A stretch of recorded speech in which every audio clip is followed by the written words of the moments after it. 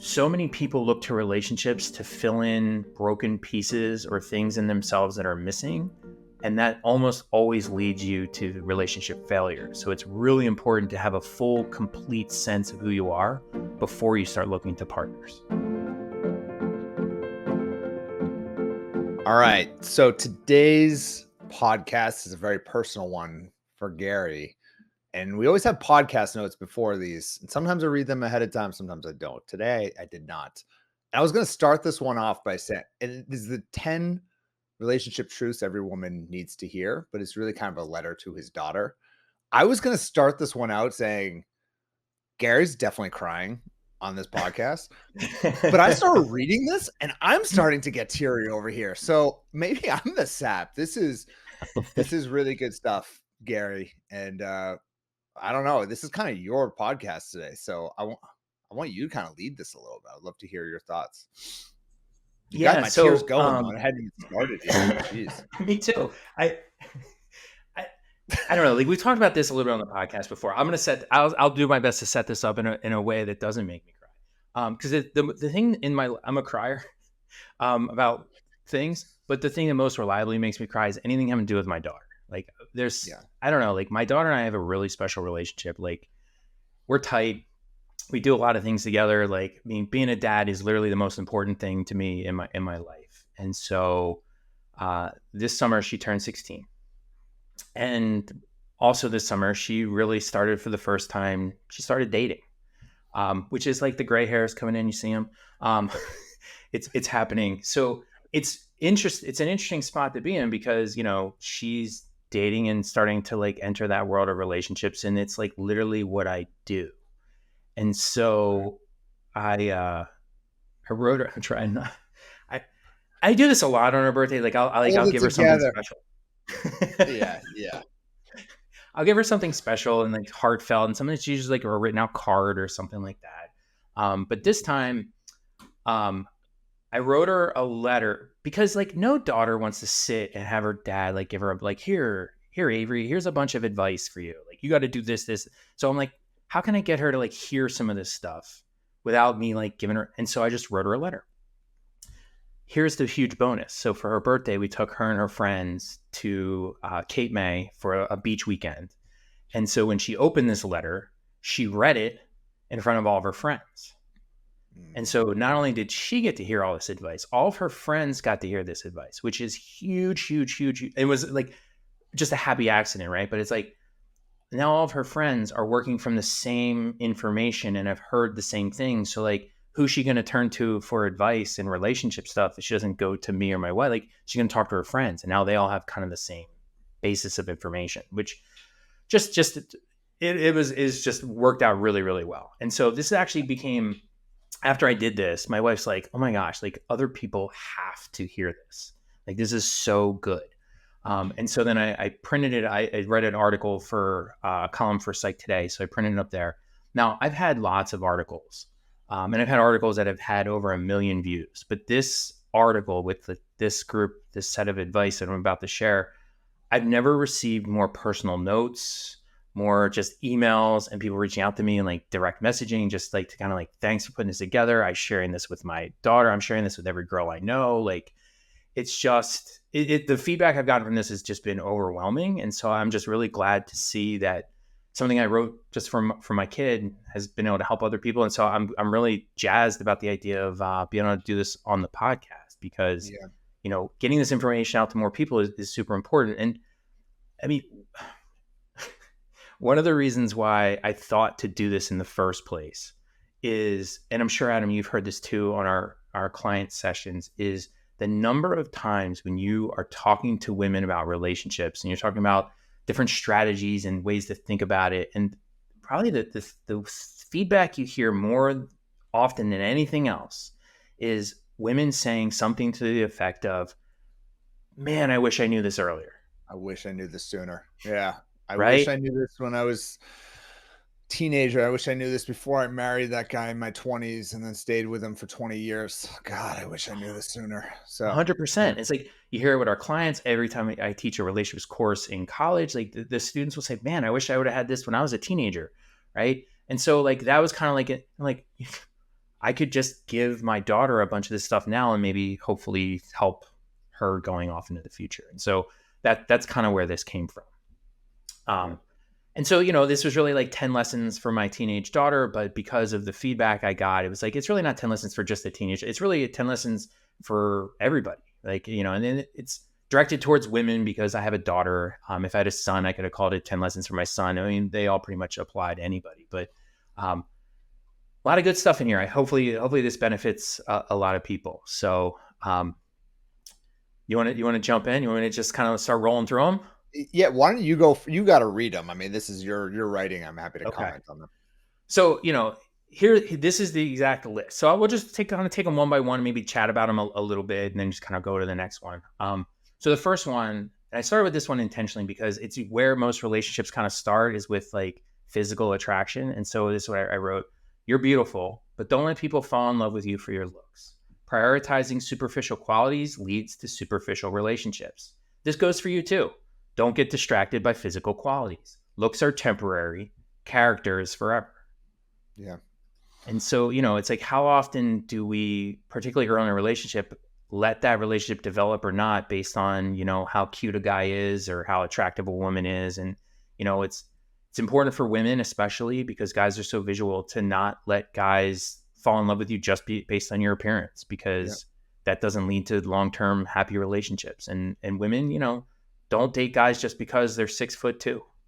Right. They have great abs, they have great hair, or whatever, whatever it is, like that. Those things, those are temporary. Character is forever. And so, well, and we know from the data and the research that two attractive people in a relationship are not going to have a better relationship than, let's just say, two physically unattractive people in a relationship. There's no correlation there between attractiveness and longevity of the relationship and happiness. It actually might be it's a negative correlation. it's a slight negative. Yeah. So, when we're dating in a way where we're just focusing on the physical attributes, and I get it.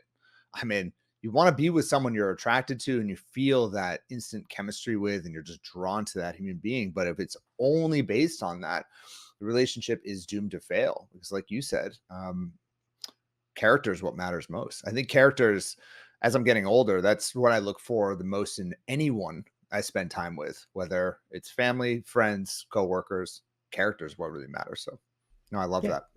Yeah, because you're looking long term. I mean, that's the stuff that matters. So the second one is, you have to be the right person to find the right person. Before you focus on what you want in a romantic partner, focus on your own development. Relationship success isn't about finding any partner. It's about finding the right partner for you. Know who you are, love who you are, and be confident in who you are. She's pretty amazing. And that's just, we both, my synergies section of our program and your little love steps, it's like we both start in the same spot, which is, you got to focus on yourself. And so many people look to relationships to fill in broken pieces or things in themselves that are missing. And that almost always leads you to relationship failure. So it's really important to have a full, complete sense of who you are before you start looking to partners. Yeah.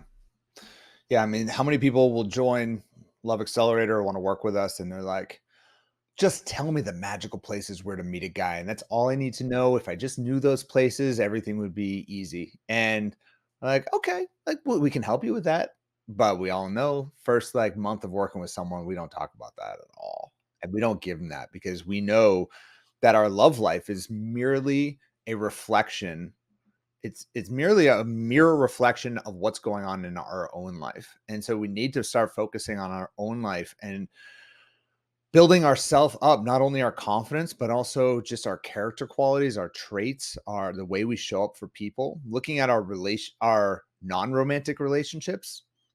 And our romantic relationships are purely going to be a reflection of what our platonic relationships are like. If all your platonic relationships are a nightmare and they're full of drama and chaos, guess what your romantic relationships are like? So focusing on that first before trying to get out there and meet the right person is ultimately what's going to set you up for incredible success. So I think that's great advice, especially for someone who's in their teens or at any stage in life, but especially when someone's younger, because so much of the advice out there is focused on meeting the other person, on attracting other people, on what to say, what to do, how to respond. No, just focus on yourself first. Yeah, because particularly at this stage of life, teens, and it could be really any time period, but it's like if you're not sure about who you are, it makes everything a lot more difficult. And you can, I like that you bring up that idea of like, where can I meet people? Because you could walk into a room full with all the perfect partners, but if you're not a full, complete person, you may not even be able to recognize that they're the right person for you because you're not full yourself. Right. Right. And so you have to be the right person to find the right person. It's super, super important. Yeah. All right. So the third one was chasing perfection is a trap. Don't be too hard on yourself or others. Focus on progress, not perfection.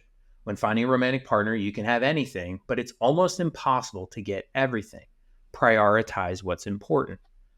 Yeah. Huge, huge. And it's like, my daughter gets this from me and it's terrible, but it's like, I'm a perfectionist and she is too.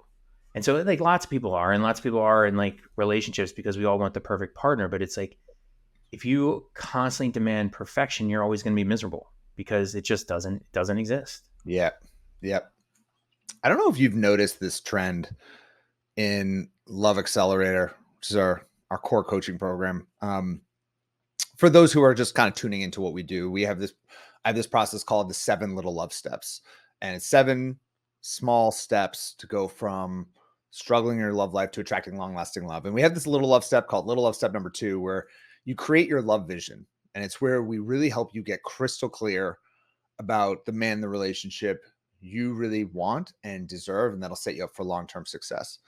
And the trend that I've noticed a little bit lately, I'm going to address this with the community, is I hear people come on and be like, oh, I created my love vision. I have my list and, I have about 20, 25 things on it. I know what I want, but I can't find it. And I'm like, oh, you haven't gone through those modules then clearly, because creating a love vision is not about having a list of 100 or 25 things that you're looking for in a person. It's actually about creating priorities and minimizing that list. And so figuring out what are those core priorities, what are those absolute needs, just understanding what is most important for a long-lasting relationship. And then anything that falls outside of that, you're going to stay open-minded to. So it's actually the opposite of creating a list. Like, you do create a list as part of the process, but it's not about having this long list of like, he must like to read novels about cowboys. I don't know, why would anyone do but you know what I mean? Like, he must love to crochet. He must love to do this. It's like, no, it's not about that. It's about focusing on your needs. And I think that kind of relates to what you're saying here, which is, chasing perfection. It's a trap. You're never going to get everything that you want in a human being. So you really got to prioritize what is going to actually make you happy in the long term. Yeah, and it starts from this recognition, and like we say all the time, everything starts with you. Is like you just got to realize like you're not perfect, and that's okay because like that's not the goal. Progress is the goal. It's like perfection isn't a thing. It's a journey, right? It's like I'm not perfect, but I'm trying every day to become a better and better person, and like that's what you want. That's a fulfilling life, right? I mean, that's just how it works. And so you just have to prioritize things accordingly. And everything you just said, I wholeheartedly agree. You can't have a checklist relationship. Like, that's not how you find partners. Like, that's just not the way to go about it. Or a checklist for yourself. You just, like you said, it's, is she kind of a type A person? Yeah. Yeah. She's got that in her. So yeah, I feel your pain. I'm with you. I'm with her. Yeah. So. And then, it's particularly if you like anybody listening, if you think back to like when you were a teenager, it's like, everybody has this idea of like what it means to be like the person you want to be. And it's this weird vision, and it's something really hard to get down to. And so you just have to calibrate accordingly. Right. So the fourth one is every relationship problem has the same initial solution: communication. It's the best way to keep small problems small and solvable. And so this is something we've talked about a lot on the podcast, and I probably don't need to go into too much, but it's like, instead of wondering, ask. Yeah. Right. Like if you're talking to somebody and you're not sure how they're feeling, like ask, like just instead of trying to like conjure up what's actually going on, if there's something that's bothering you, talk about it, because keeping, burying those problems, you'll do it for short-term harmony, but it leads to long-term problems. And so You don't Well, want like to how do many that. times on masterminds are we talking to a client who's in a relationship and she's like, well, I can kind of feel that there's something really off. And you're just Right. like, have you talked to him about it? Right. No. What do I do? Right. Talk to him about Right.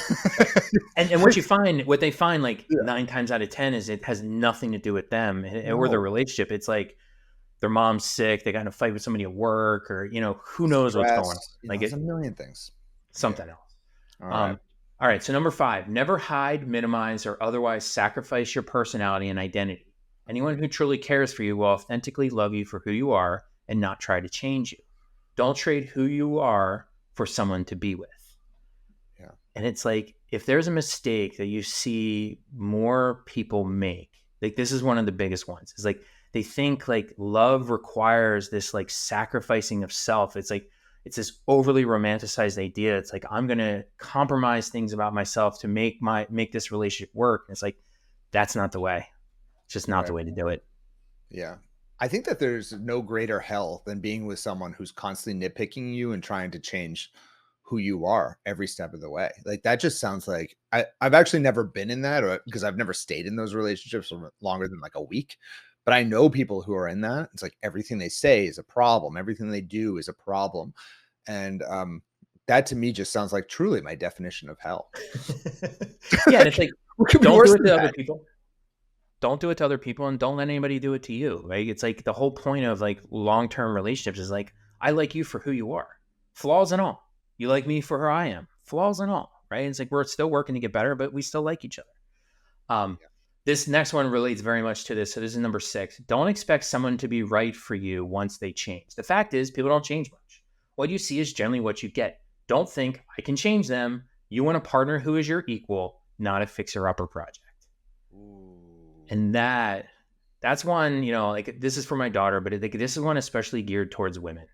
I mean, I think women generally have more of a, I can fix them, I can mold them, I can shape them, I can, make them into the man I want them to be, and kind of like that idea of like this reclamation project to kind of turn this guy into the perfect vision of what they want.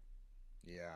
Well, it's kind of like that motherly instinct that comes in, I feel like. And it's like you have this person in your life that you want to help and you want to guide and you want to change them and you want to point them in a new direction. But if you're with a man who's just not stepping up to the plate, maybe he's being non communicative, maybe he's pulling away, maybe he's hot, then he's cold, maybe he doesn't treat you well, he's not going to change. So you have one of two options, either accept or move on. Change is not a strategy. And you just see it time over time over time where you're like, are you surprised? I even see that in my personal life with certain friends where they're like dating someone and they're like, oh, I can't believe she did this. I'm like, I can. I don't know what you're talking about. I'm not surprised at all that she did that. I'm not surprised that she cheated on him. Not surprised a bit. She hasn't changed. What are you talking about? Or vice versa. I mean, and for whatever reason, when we're in a relationship, we think that somehow we can mold someone into our ideal partner. But it just doesn't happen. It just doesn't happen. And it's not fair, right? It's like, Yeah. you might think, oh, I'm going to help them. But it's like, if someone it's basically what you're saying to that person is, I'll love you if, Yeah. and it's conditional. And if someone did that to you, it would feel pretty crappy. Like, I would love you if you change X, Y, and Z about you. It's like, wait, what? You're supposed to love me for who I am. And it's like, you have to realize that you're doing it. Right. And it's not something that people always realize. Cause like you said, it's very well intentioned. It comes from a good place. But you can't have one person pulling all the weight in a relationship. Like it's got to be equal. Right. Yeah. So number 7 is don't use how someone feels about you to decide how you feel about them. When a person likes you, it feels good, but it isn't impressive or unique. It's expected. You're awesome. They're not the first person to like you, and they won't be the last. Instead of wondering, do they like me? Ask yourself, are they good for me?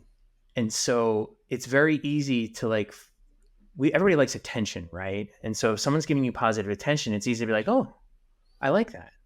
That must mean I like him. Right. You're Yeah. going to realize like it's not that special because some of that attention you're getting isn't genuine or authentic. Right. Well, I mean, I think that's why, the earliest YouTube videos we ever came out with would be like 10 signs he likes you. those would get millions of views every single time we Yep. release a video like that. Yep. 10 weird signs he likes you, 10 subtle signs he likes you, 10, because you just are like, oh, that's nice. Yeah, he is doing that thing with his eyes, or he does hug me for 2 seconds longer. That's subtle sign that he likes you, or he is cracking jokes, or he is just talking to me, whatever. All these examples, it feels good, but none of it comes to the question of like, is this good or bad? Right. Right. So what Yep. if he likes you? If he's a jerk, who cares?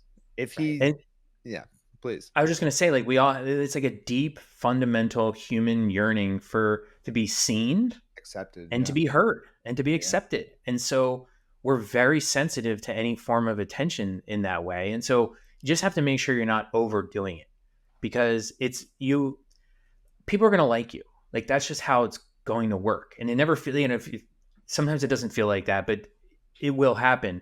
But like, are they good for you? That's Yeah. what really matters, because that's the long-term piece, right? And so, Also, people are not going to like you.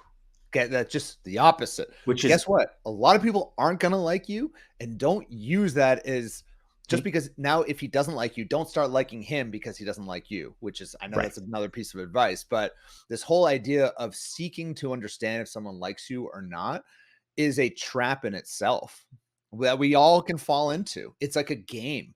I used to play that game all of the time. I would never ask myself, are they good for me? I would just be like, does she like me? Does she not Right. like me? And depending on the answer to that, oh, I'm gonna fight for her to like me. I don't care as much as I can. And it's just it sets you up for truly a life of misery if you're because the only way to feel good is when you get that validation from another person, Yeah, right? And it's not worth it.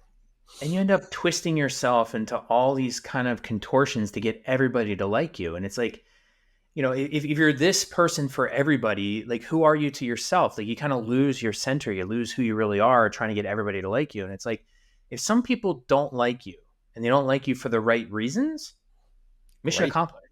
Done. Right? That's perfect. Later. Right. You don't like me because I have a sense of humor? Okay. Yeah. That's fine. I mean, that's a more healthy way to look at things. And that's something that is especially, I know most of our audience is much older, but when you're younger, that is such important advice because you just care so much about what other people think. It's Yes. once you turn, for me, honestly, once I turned 30, Right. I legitimately kind of stopped caring about what people thought of me. Like in my 20s, I would tell myself I didn't care, but I really cared. And it was weird. Like, I swear, once I hit 30, maybe it was when I met Jess or whatever, just something clicked in me. And now I'm getting to the point where I'm like, I should start caring a little bit about what people think because I care so little that I'm like, have to remind myself, no, you should care a little bit about what people think about you, you know? I can just imagine you walking around Boston streets in white Crocs and black socks pulled up to your knees. Like, I don't give a shit. Oh my God. No, I wasn't in Croc. I was in like highlighter pants with like dark black dyed hair and like a ear piercing. I thought it was really cool. And I'm like, I don't care what people think of me. And then if someone doesn't look at me the right way, I'm like, why don't they like me? You know? Why doesn't she like me? Why did she reject me? You know? It's so funny because you really do go for that. Like, I want everybody to like me. And then you go through that, like you said, in your 20s, it's like, I don't care what people think, but you secretly really, really do care. And then like you do 30s, 40s, is like you legitimately stop caring so much, right? Yeah. It's important, get right? to like my dad's age where he's 80 and he's just like, I don't give a shit. Like, Yep. who cares? If I'm talking to someone I don't like, I just like leave that conversation. Like, it's just like life is short. So I think it just continues on. Yeah. Yeah. So speaking of time, like, I don't draw this out forever, but like, so number 8 in this list is relationships require sacrifices. However, those sacrifices should be mutual and minor. The right person won't require you to give up too much, and you won't need to ask too much from them. And so, like, you talk about romanticized ideas about relationships that often go too far. Sacrifice is one of them. It's like, you're going to have to make sacrifices in a relationship, but they need to be mutual and minor. Both people have to be doing it, and they shouldn't be on anything big. Too often people are like, I'm going to give up my career to go follow this person because they want to be in a band. Right. No. Right? Yeah. Like, the amount of times that that stuff works out is very, very small. And so you have to make sure that you're not making big and your partner, for that matter, is not going to ask you to change fundamentally who you are because they love who you are. And so you shouldn't have to even worry about some of these things. Yeah, there's something so romantic about sacrifice that's just like, oh my gosh, she sacrificed everything for him. And that's so beautiful. It's like, is it? Yeah. It's a Is real it? problem, actually. Like, it's one of those things that, like, controlling emotionally abusive partners, they start, making you make all these kinds of sacrifices. Like, you can't see your friends anymore. You can't go out anymore. You can't do anything you like to do. You have to do everything for them. And it's like, it happens little by little, so you don't even notice it. But it's like those you have to pay close attention to those sacrifices and don't over romanticize it. Yeah. Well said. For sure. So number 9, the best partners support your aspirations and your continual development.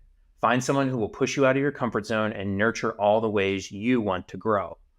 And so, as you know, like, one of the, probably the main thing that we do more than anything in this program is women empowerment.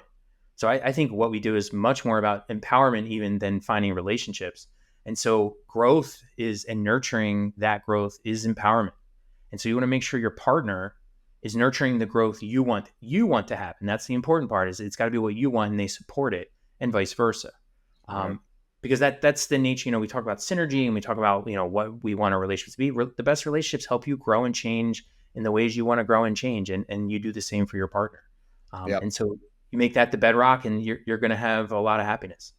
And I mean, a counterexample to this would be, let's say you are successful female, you have a lot going for you, you start dating a guy who starts telling you, you know what, you don't really need to do much with your life. You don't really need to move up in the ladder. You don't need to focus on your health or whatever, in subtle ways, and kind of starts chopping you down because he is not on your level. So he's going to just chop, chop, chop, chop. That would be a counterpoint to this. Instead, you want to be with someone who just kind of support your aspirations, supports your development. You do the same for him. And that's why synergy is all like 1 + 1 = 3 or 4 or 5. Right. When you're with someone, two different people working together and kind of building each other up, the sum of each part is so much greater than the whole. Yeah, I mean, you don't want to be with someone who's going to undermine your success or feels threatened by your success. Like, you want someone who's really going to champion your growth as well as their own. And if you're both growing individually, you're both going to grow together. And that's really, I mean, you want to talk about what relationships are all about. It's really that. Me grow, you grow, we grow together. Like, I mean, that's synergy, defined. I mean, that's exactly what we're shooting for. Amen. And so the last one of these 10 truths. And I ended with this one on purpose because in some ways, like, what we know about lists is like the beginning and the end are what people really remember. And so this last one, I purposely saved for the end as like a grand finale almost. And it's: long-term relationship happiness relies on compatibility. Your romantic partner should be your best friend. They should be understanding, easy to talk to, caring, supportive, fun, respectful, and kind. Don't accept anything less. Yeah. And I think this is one of those things that when you hear it, it's like, of course, but it's like, how many people do we see and do we know personally in our lives who like are with people who they don't particularly like? Yeah. They just tolerate. And it's like their relationship is based on a bunch of things that's not about caring, support, fun, easy to talk to, understanding, and kind. Yeah. Like, women, think about your best friend. Think about all the things that make your best friend the most wonderful person that you know. Like, that's what you want, those qualities in a romantic partner. Yeah. Yeah. I remember, so my mother's a divorce attorney, and for, gosh, 40 years now. And I remember I asked her once, like, what's the main reason people get divorced? And she just says, people stop liking each other. They just stop, or they never liked each other. They just don't like each other. You just see it. Like, they just, and you can go further than that. They despise that other person. They're not friends anymore. They don't respect that person. And that does require some work from time to time, reconnecting and wanting, like, just like any friendship really does. You can't just rely on it always being there. You got to nurture it. You got to build it, and you got to just spend time with each other, quality time. So I love it. Yeah, and so I had the 10 things, and so this was an actual letter to my daughter, and so I'll read the rest and try my best not to cry. Um, but so what I wrote to her at the end was, I hope these ideas give you something to think about, and that you'll return to them as often as needed to remind you of what's important for a fulfilling relationship. But most importantly of all, always remember that no matter what, you'll always be my superstar. Love always, Dad. And so, it's thank you for giving me the opportunity to talk about this on the podcast Yeah. and to share this. Because I do think this kind of stuff's important. And whether like anybody listening, if you like the list or don't like the list, have this conversation with your teenage daughter. Share some wisdom. Share relationship wisdom that's based on like good information, and maybe not just the stuff you've seen in other people's relationships, because some of that stuff isn't always right.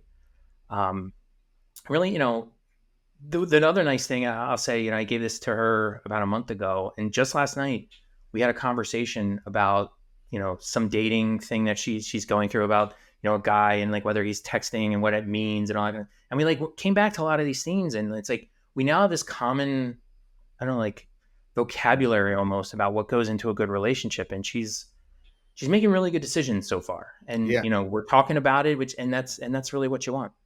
Yeah, having core set of principles to always live by, I think, in anything you do, but certainly relationships, it just brings you back to ground zero, because you could be like, well, he texted me this, should I do that? It's like, go back to the list. Does it fall into line with number 7? Does it fall in line with number 3? And so, yeah, I hope everyone got a lot out of this. I would recommend sharing this with anyone who's younger who needs to hear this, or anyone who's in their 50s, 60s, 70s, or 80s who's never heard this, because I'm sure they're going to get a lot out of it. So, Gary, that was really special. Thank you for sharing that. I hope everyone got a lot out of it. Thanks, Adam.